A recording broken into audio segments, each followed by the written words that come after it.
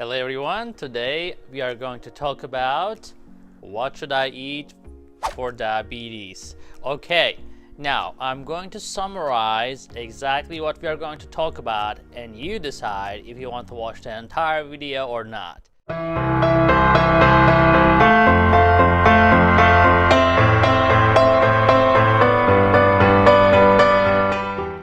I am Dr. Ahmet Ergin. I'm the founder of SugarMDs.com. And today you are going to get a very nice comprehensive review of diet and diabetes. Now we are going to talk about why diet is so important for diabetes, right? And we are going to give you some secrets about losing weight, how to lose weight with diabetes. We are going to talk about carbohydrate consistency, why it is so important to be consistent with carbohydrates. We are going to talk about carbohydrate counting. If you want to be precise with carbohydrate counting, especially if you're on multiple daily insulin injections, sometimes you have to be. And we will talk about how to count carbs precisely. We are going to talk about the serving size, carbohydrates, fats, proteins, how much you should eat, how do you calculate. And at the end of the video, we are going to talk about what should I eat. And with that, let's move on. Before we jump into the details, I want to explain to you what diabetes is. So if you're a new diabetic, most of the time people do not really understand why they became diabetic. Of course, genetic factors contribute to it, but the bottom line, especially for type 2 diabetics, right? So what happens is in time, our body becomes insulin resistant. So insulin is the hormone that allows your body to utilize the glucose, which is the primary energy source.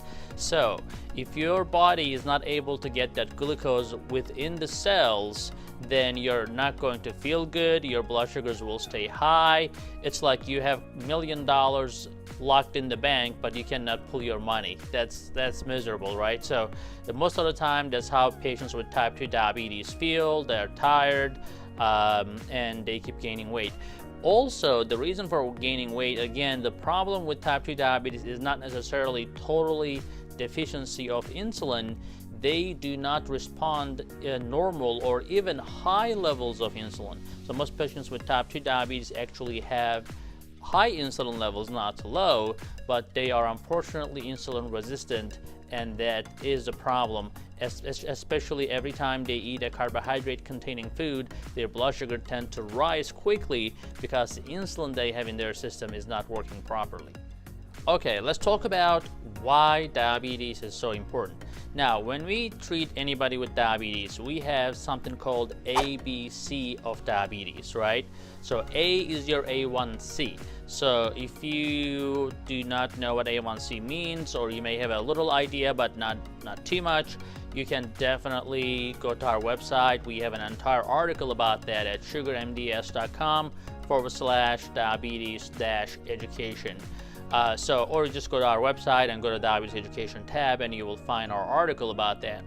Now, A is the A1C, right? And then B is the blood pressure and C is the cholesterol. So if you bring your A1C down but do not control your blood pressure or your cholesterol, then you will still have problems. As we discussed in our previous videos, 2/3 of patients with diabetes die from heart attacks or strokes. And these happen not just because of a high blood sugar, but they also have accompanying blood pressure and cholesterol problems. And every time your blood sugar is high, your blood pressure and cholesterol goal is even normal than a normal individual. So you may get hit with a blood pressure of 150/90 with diabetes way faster than somebody who does not have diabetes. Cholesterol is the same way. A normal cholesterol does not necessarily mean normal for a patient with diabetes.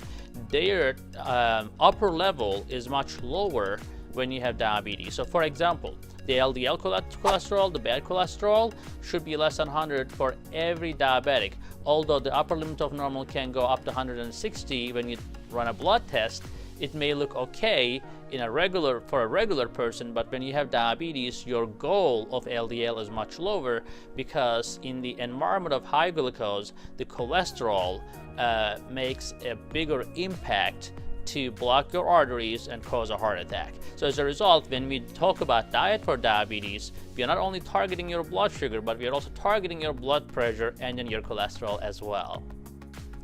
Of course, the key to improve your ABC for diabetes is losing weight. So how do we really lose weight then, right?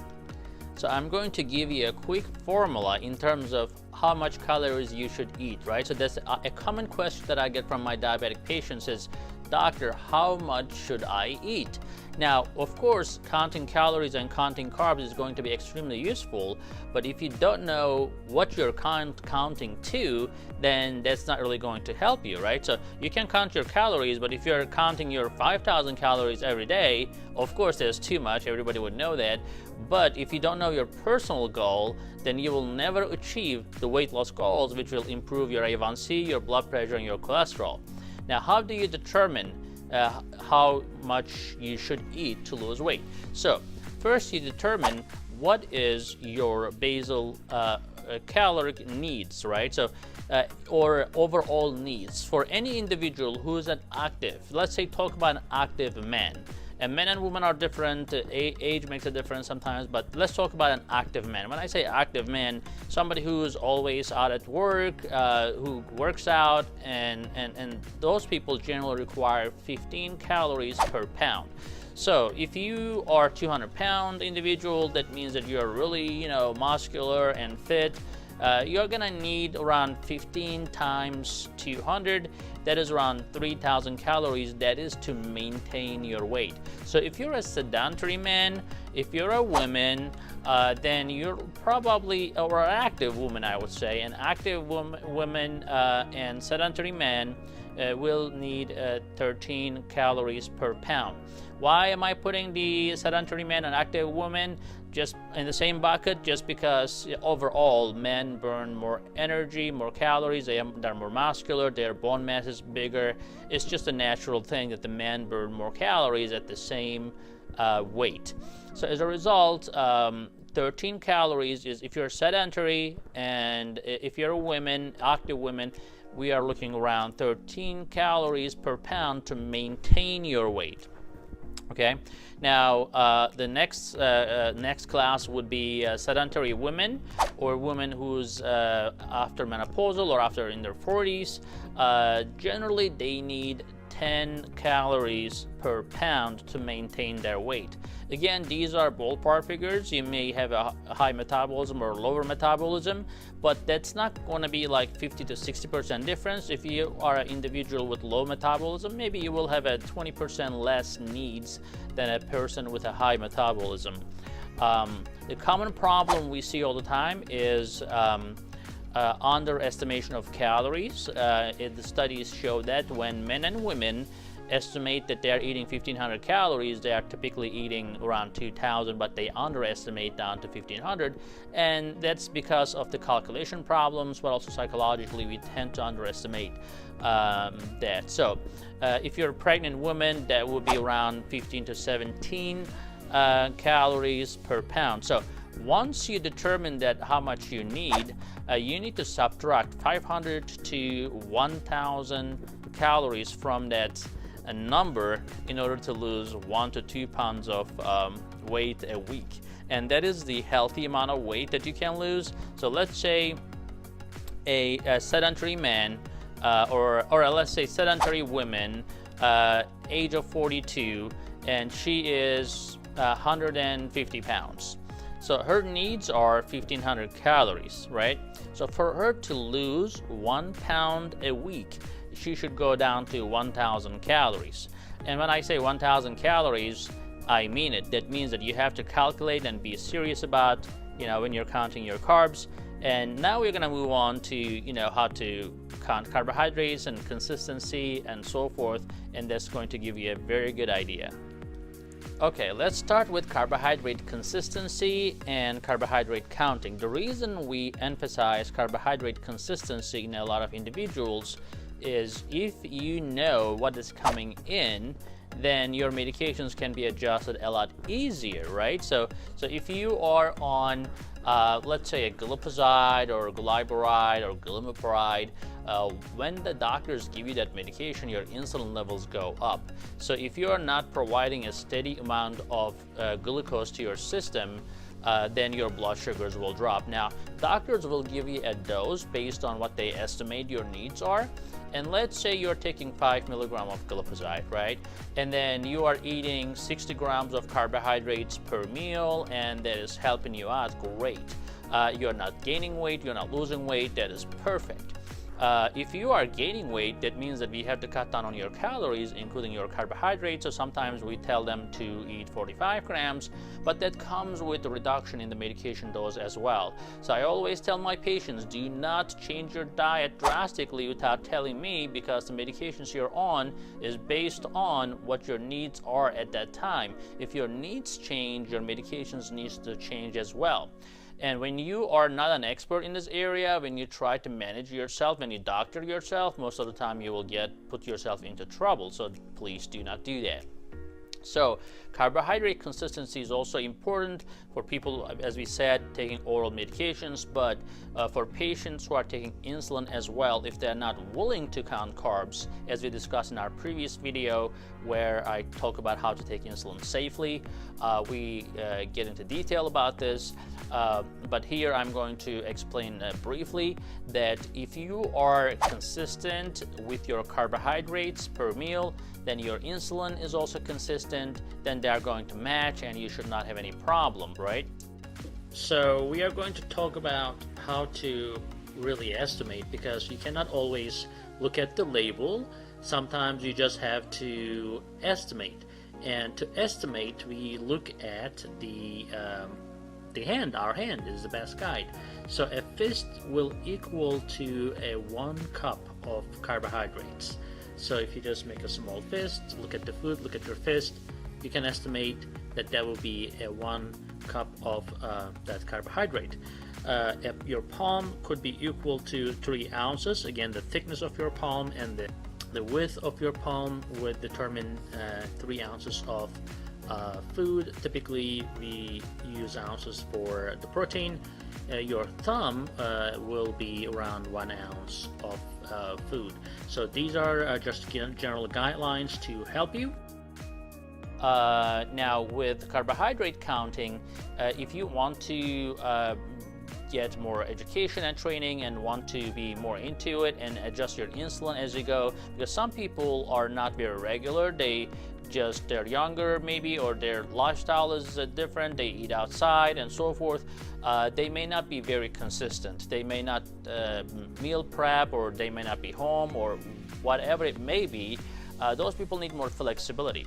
For those patients, especially if they're on insulin, for them to be able to adjust their insulin, let's say one day at lunch they are taking 5 units, next day they are taking 10 units, next day they are taking 8 units, they can do that as long as they know what is their insulin to carb ratio is, which means that if they know how much insulin they need for a certain amount of carbs, let's say they need 1 unit for 15 grams of carbs, then they know that if they're eating 45 grams of carbs, then they are getting 3 units of insulin, or if it is 1 unit for 10 grams of carbs, then if they are eating 45 grams, then they're gonna get 4 to 5 units of insulin.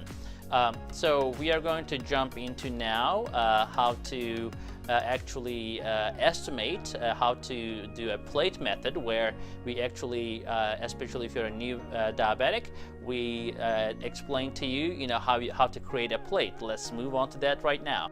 Okay, this is how a plate should look like for pretty much any healthy individual, but also patients with diabetes. So basically, you should have 1/4 of your plate consisting of carbs, and these carbs should be right around the size of a small computer mouse. Does it look like a mouse? Yes, it does. Now your meats also should be 1/4 of your plate, and that should be at least 3 ounces. But depending on your body size and protein requirement, you can definitely eat more protein.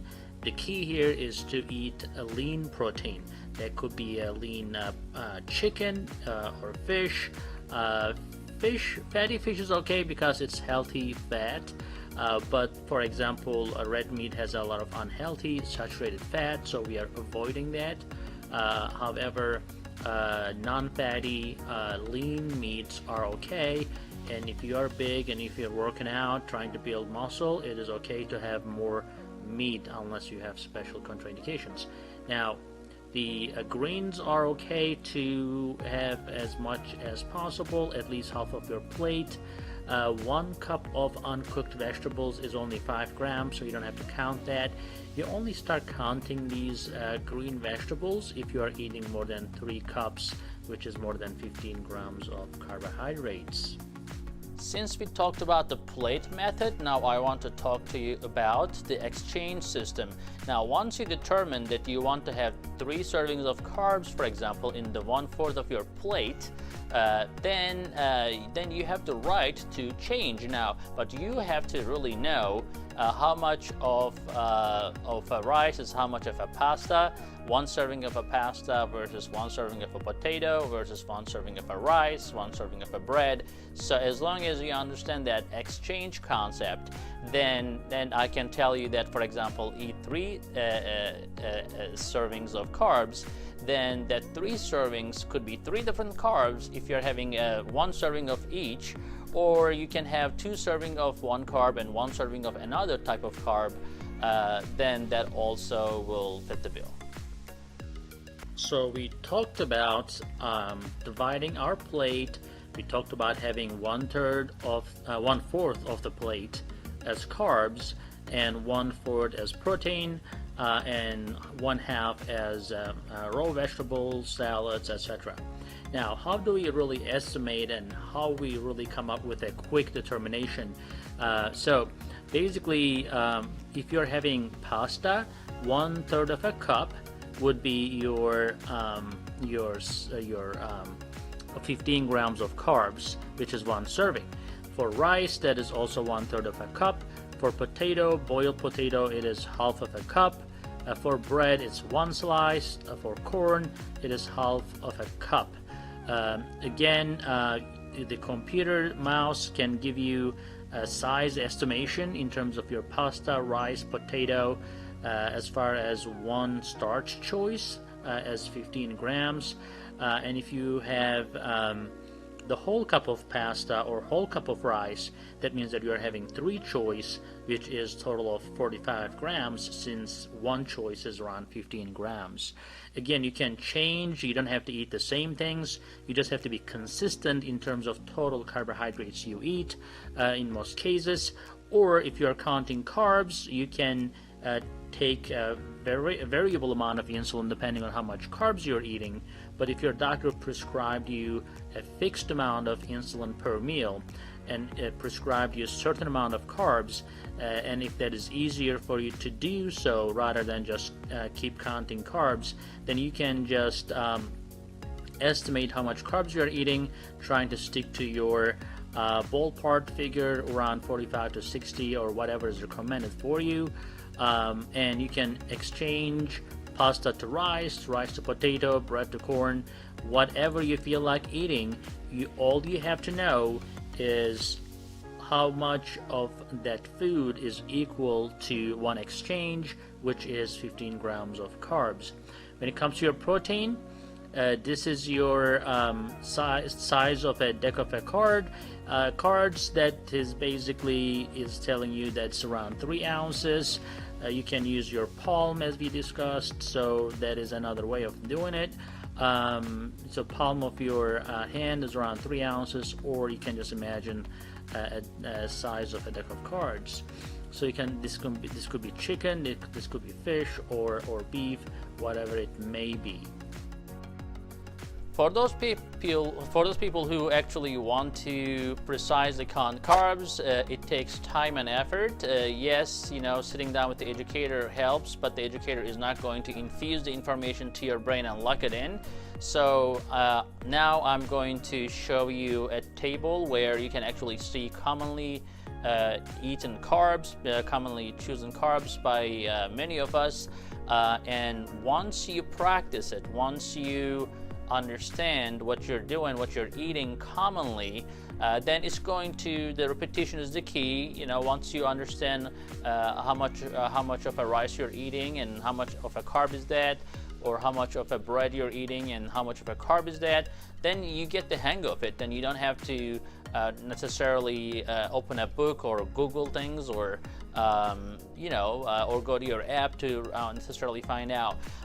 So once you know, that becomes an essential information for you. But I think that is the key, understanding. So let's go to commonly consumed carbohydrates, and we'll take it from there. So I am going to give you this table here to give you an idea. You can take a screenshot if you want to. Basically, this gives you a serving size or portion for common foods that we typically eat and like and enjoy. Right, so let's go over a few of this. The bread part, that where most of my patients love, for example, bagel. I test my patients, for example, how much one bagel contain, how much carbs one bagel contain, and they will most of the time not know. They will make estimations, but half the time, or more than half the time, they're wrong. And I think an educated patient is the best patient in my opinion. You do not have to be smart, you don't have to be rich, you don't have to be tech savvy. All you have to know is your carbohydrates. An educated patient is the best patient in my eyes, because that will help you in the long run and in the short run to determine the best way of managing your diabetes, as this is the fundamental of diabetes care, where we most of the time fall short. Now, one bagel will be around 60 grams. Why? Because 1/4 of the bagel is around 15 grams, right? So that is our one serving is only 1/4 of a bagel. So if you're eating the whole bagel, you're eating 60 grams, right? So one serving is 15 grams, that the whole bagel will be 60 grams. If you look at bread, if it is a very reduced calorie, which is hard to find, but if you do, you can have 2 slices of those. More like a typical bread. If you look at the label, if the one serving is 15 grams, then it's 15 grams. If the one serving is 10 grams, it's 10 grams. You just need to know how much it is per slice. English muffin typically is 30 grams, the total thing. So half of that will be only one serving, which is your 15 grams. I don't want to call it one serving, because you do not just have to have just 15 grams, which is too little actually. So most of us will eat 45, 60, or 75 depending on your activity level. So as a result, as long as you know that half of an English muffin is your 15-gram exchange, then when you know that you're eating 2 English muffins, you're pretty much having 60 grams of total carbohydrates, or 4 servings of total carbohydrates. Your pancake is around 1. Your pita, 6 inches across, is if you're having half of that pita, that will be 15 grams.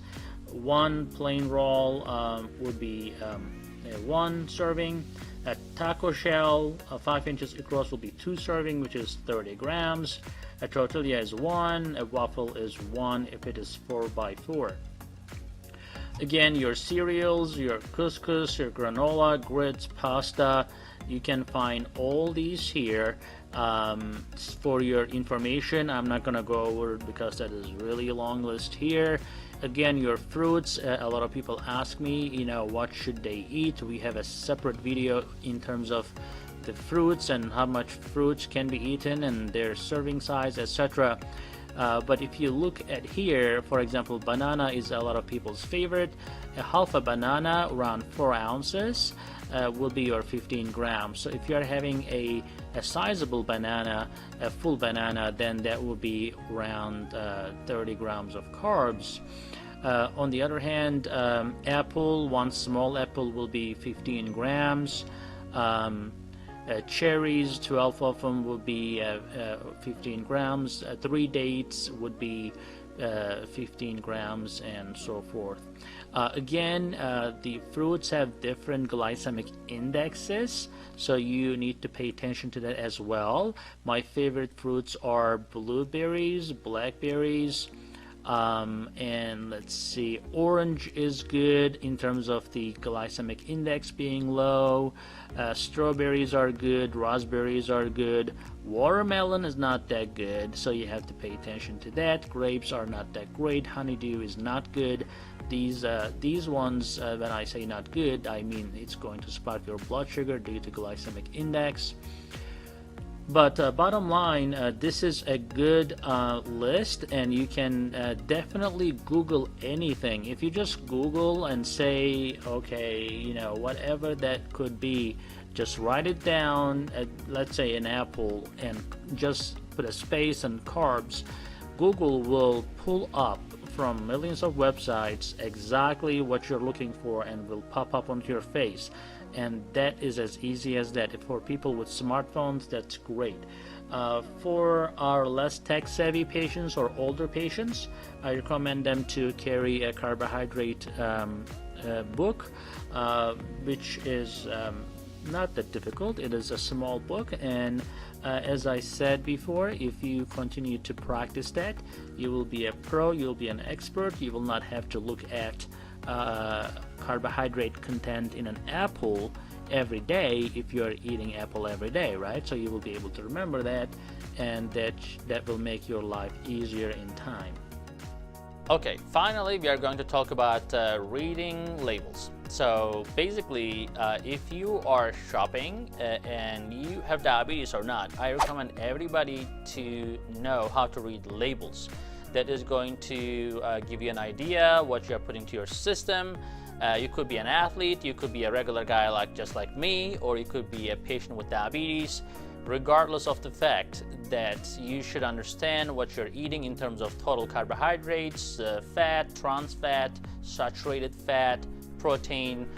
What you're eating makes your body and changes your health. So as a result, if you're diabetes, of course, you have to be more meticulous about this, but I'm going to go over right now how to read labels, and you will be a pro with practice. Okay, we will talk about reading the nutrition labels. Very, very important. If you make it a habit of reading the nutrition labels, you are going to be a pro before you know it.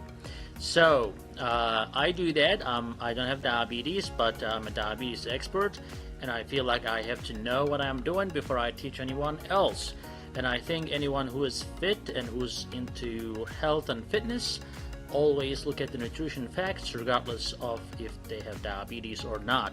So when you have diabetes, that's an extra incentive. That is not an obligation. That is not that's not a torture for you. That is something you should seriously be doing anyways. So let's look at how we read those nutrition facts. Now, number one, you have to look at how many servings in that container. So they put this calories big here, 230, but that is per serving. So you're looking for 8 times 230. So if you are looking to eat this whole package, good luck with that. You are going to get around 1,700 or more calories just from this packaged food, right? So basically, you look at the serving size next. That is 2/3 of a cup. So that means that everything that is listed here, that is total fat, your total carbohydrates and protein, are within the 2/3 of a cup of this food. That is one serving size. So if you are thinking to eat 1 cup, then you have to think accordingly. For example, if there is 37 grams of total carbohydrates in this food per serving, and that is 2/3 of a cup, you can make the math and you can say, okay, well, 1/3 then would be, think about this, if this 37 gram is 2/3, then what would be the 1/3 of a cup? That would be pretty much half of this, right? So if the 2/3 of a cup is 37, then 1/3 of a cup would be half of this.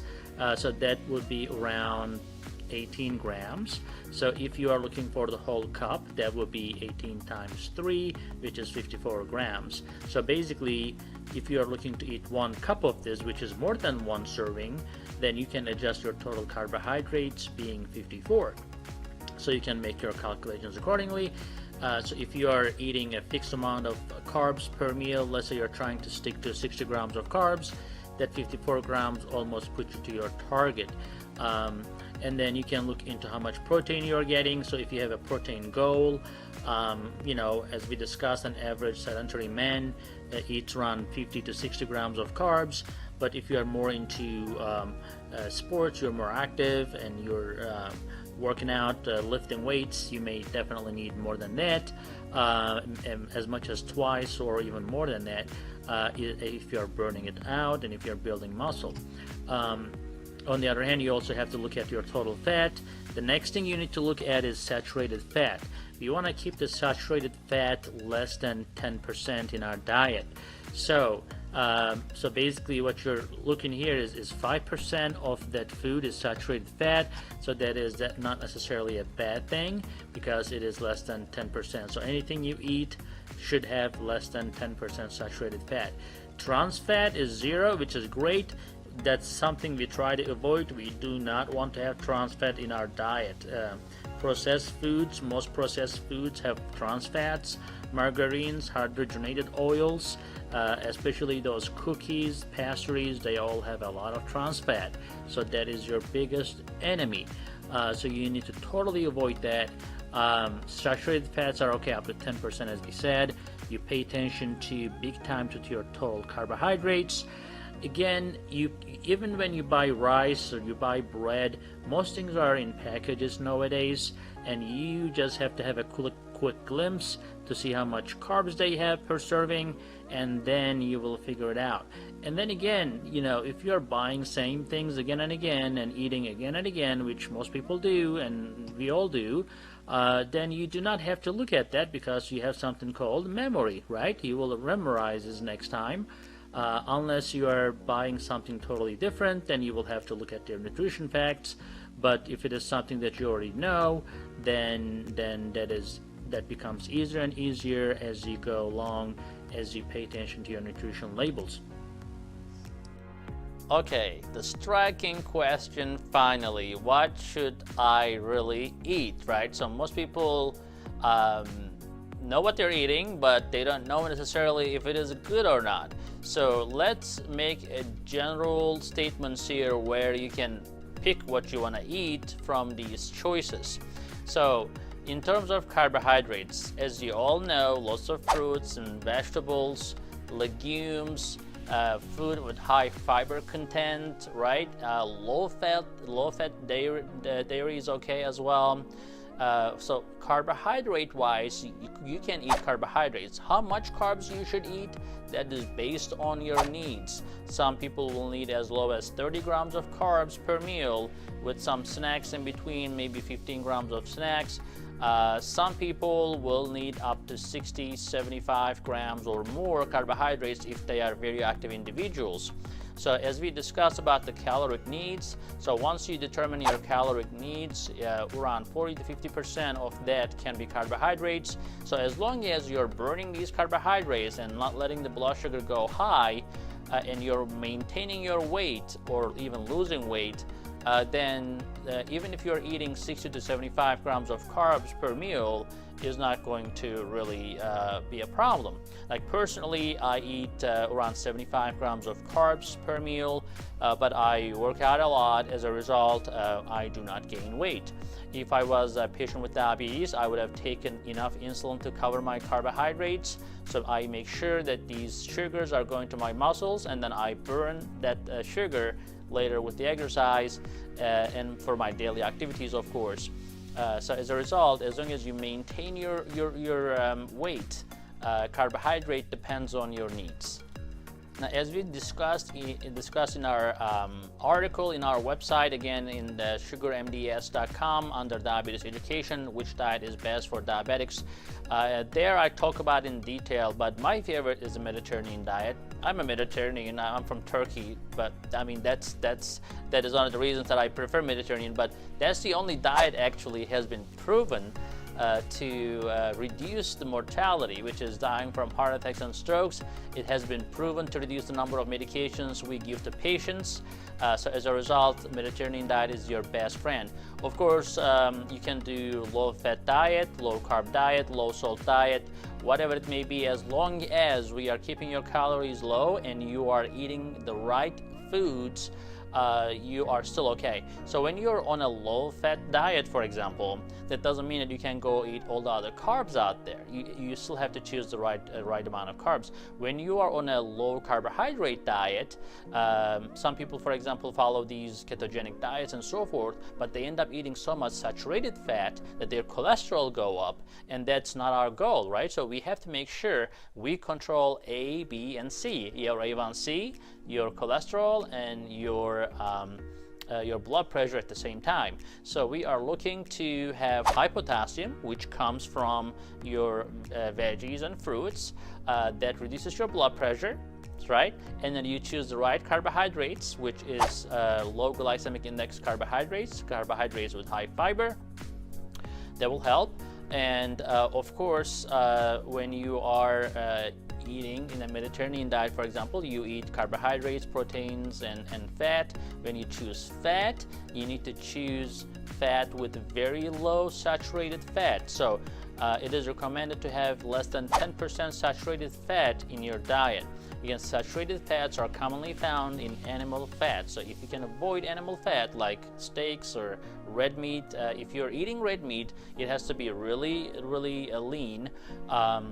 But if you're eating chicken, for example, taking the skin off, or trying to stick with the chicken breast or turkey will be really beneficial. That way you are getting the lean protein without the saturated fat in your diet.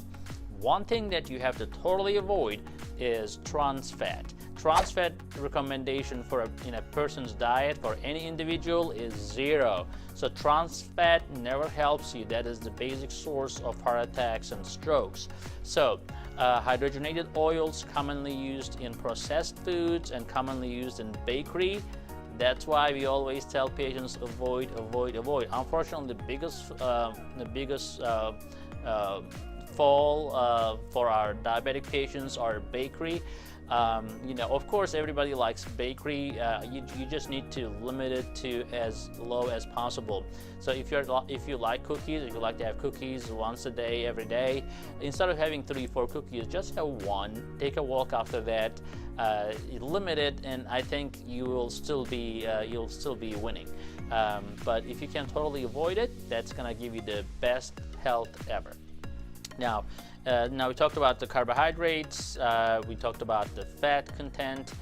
You are looking for polyunsaturated fat, which are found in sunflower oil, canola oil, and olive oil, right? Nuts are extremely important. When you are having nuts, actually, that not only satisfies your hunger, but also gives a good amount of fat. So we do not necessarily tell patients avoid fat totally, but you can have healthy fats such as olive oil, nuts, canola oil are all fine. We do not recommend frying things just because it increases your overall calories. Remember, when you're on a diet, you always have to keep your total calories in mind, as we discussed in our previous in the beginning of the video. You have to always keep in mind how much calories you are getting. And when things are fried, their calorie count goes sky high. No matter how healthy the fat is, the overconsumption will still make you gain weight.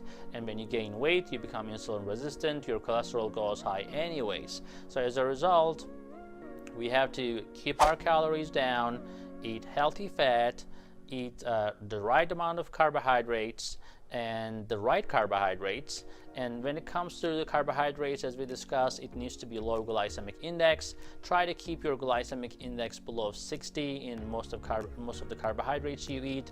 Try to eat fiber in your diet.